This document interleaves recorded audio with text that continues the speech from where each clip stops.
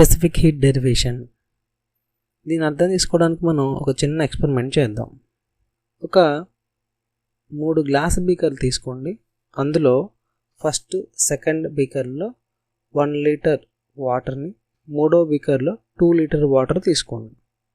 ఇప్పుడు ఒక 3 థర్మోమీటర్ తీసుకొని 3 బీకర్లలో ఉంచి వాటి యొక్క రీడింగ్ని నోట్ చేయండి. మనం ఇక్కడ 3 బీకర్లో తీసుకున్నది వాటరు, అది కూడా రూమ్ టెంపరేచర్ దగ్గర తీసుకున్నాం కాబట్టి 3 బీకర్లో కూడా మనకు సేమ్ టెంపరేచర్ని చూపిస్తుంది. ఇప్పుడు ఈ 3 బీకర్స్ని ఈక్వల్ అమౌంట్ ఆఫ్ హీట్ ఎనర్జీని సప్లై చేస్తూ వేడి చేద్దాం.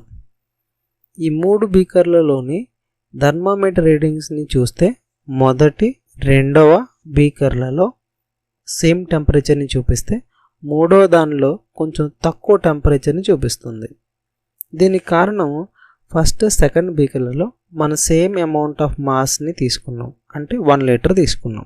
అండ్ ఇక్కడ మనం సప్లై చేసింది కూడా సేమ్ అమౌంట్ ఆఫ్ హీట్ని సప్లై చేసాం కాబట్టి 2 బీకర్లు సేమ్ టెంపరేచర్ ఇంక్రీజ్ని చూపించాయి. కానీ మూడవ బీకర్లో మనం సేమ్ హీట్ ఇచ్చినప్పటికీ దాని యొక్క మాస్ 2 బీకర్ల కన్నా కూడా ఎక్కువ ఉంది, అందుకే తక్కువ టెంపరేచర్ ఇంక్రీజ్ని చూపించింది. దీన్ని బట్టి మనం సప్లై చేసే హీట్ అనేది సబ్స్టెన్స్ యొక్క మాస్కి డైరెక్ట్ ప్రపోర్షనల్గా ఉందని మనం అర్థం చేసుకోవచ్చు. దీన్నే మనం ఈక్వేషన్గా రాసుకుంటే Q అనేది డైరెక్ట్లీ ప్రపోర్షనల్ టు M.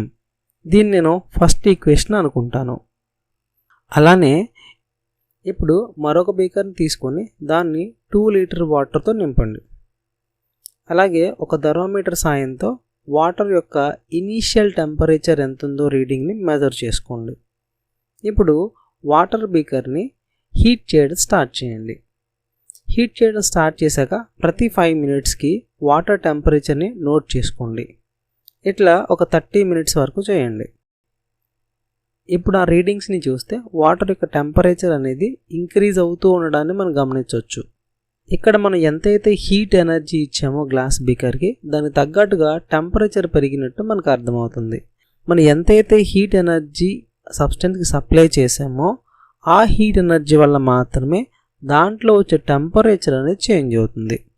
దీన్ని మనం ఒక ఈక్వేషన్గా రాసుకుంటే Q is directly proportional to T. దీన్ని నేను ఇప్పుడు ఈ 2 ఈక్వేషన్లని కలిపి Q is directly proportional to M into delta T కింద రాస్తాను. ఇక్కడ ఉన్న ఈ ప్రపోర్షనాలిటీని కాన్స్టెంట్ వాల్యూకి మార్చడానికి ప్రపోర్షనాలిటీ కాన్స్టెంట్ని తీసుకోవాలి. అప్పుడు ఈ ఈక్వేషన్ అనేది Q is equal to S into M into delta T అవుతుంది.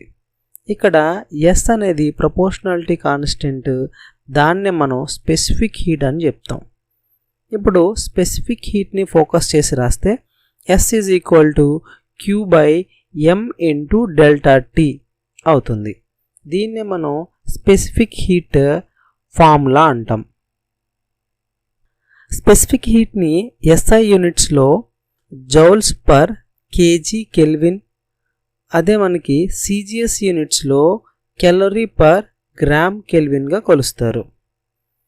వాటర్కి మిగతా సబ్స్టెన్సెస్ అన్నిటికన్నా కూడా ఎక్కువ స్పెసిఫిక్ హీట్ ఉంటుంది.